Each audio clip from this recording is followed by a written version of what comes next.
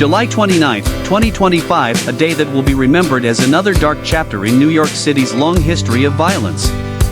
At the center of it all, Shane Tamura, a name that has shaken the corporate world and the heart of Manhattan. At exactly 10:46 a.m., the NYPD received a 911 call reporting gunshots at 345 Park Avenue, inside the Blackstone office tower. The suspect, later confirmed as Shane Tamura, had allegedly entered the building, headed straight to the 33rd floor, and opened fire. But who is Shane Tamura? According to public records and law enforcement sources, Shane Tamura is a 45-year-old former IT contractor who previously worked at Blackstone through a third-party vendor. Originally from California but recently living in Brooklyn, Tamura had no prior criminal history, but signs of mental instability and online rants had been surfacing weeks before the incident.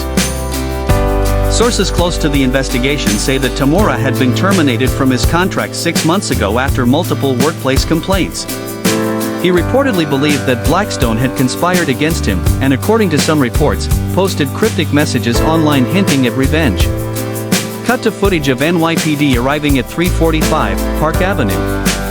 On the morning of the shooting, Tamura entered the building using what's believed to be a forged access badge. Dressed in formal attire, he didn't raise any suspicion.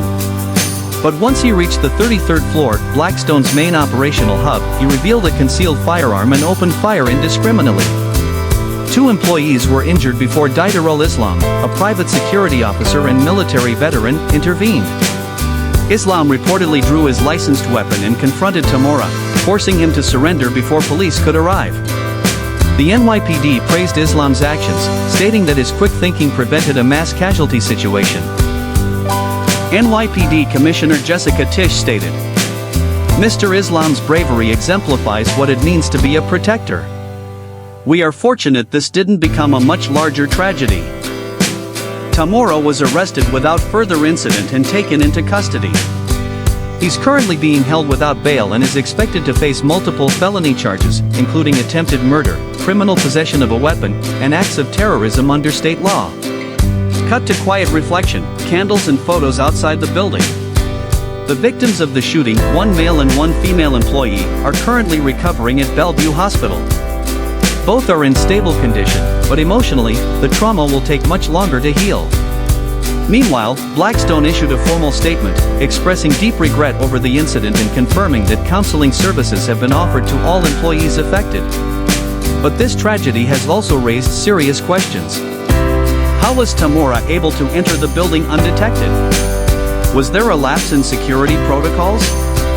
And why weren't red flags in his behavior caught earlier? Investigators have since searched Tamura's Brooklyn residence and recovered several notebooks and digital files outlining what appears to be a premeditated plan. In one document, Tamura allegedly listed grievances against specific executives and included the 33rd floor as his target location. Despite the chaos, the incident lasted less than 12 minutes, thanks to rapid NYPD response and on-site security. The area around Park Avenue was cordoned off for hours as federal and state law enforcement began their investigation. Cut to skyline drone footage over Midtown Manhattan. Mayor Eric Adams called for a full review of corporate building security citywide and emphasized, "This is a wake-up call. We cannot let mental health and security gaps collide in our offices. New Yorkers deserve better." Across social media, the name Shane Tamura has sparked intense debate. Some express shock that a man with no prior convictions could carry out such a violent act. Others argue that corporate stress and untreated mental illness played a role, though none of it justifies what happened. As of today, the motive remains under investigation.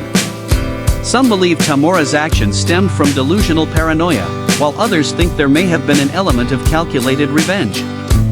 The FBI and NYPD are now collaborating on profiling Tamura and reviewing his communications for any further threats. Closing scene, calming piano music, NYPD badge fades into view.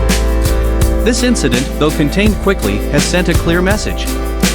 Even in the most secure spaces, no place is immune from sudden violence. But heroes like Didarul Islam remind us that courage and duty still exist even in the face of danger.